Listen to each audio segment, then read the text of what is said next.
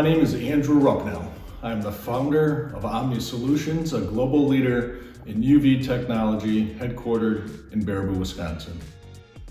I have designed and patented ultraviolet light-based advanced oxidation technologies for the cleaning and disinfection of water and textiles in a commercial laundering process.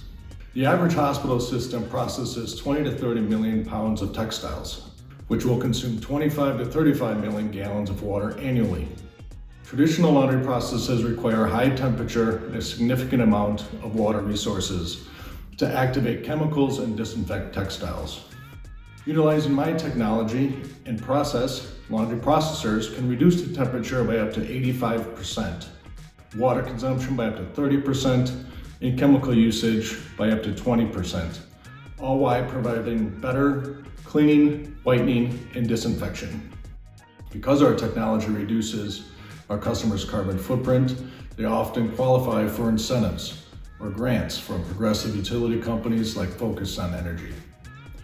Our industry does not typically welcome change. Controlled by major chemical companies, any new technology designed to reduce chemistry will face significant challenges and limited partnership opportunities.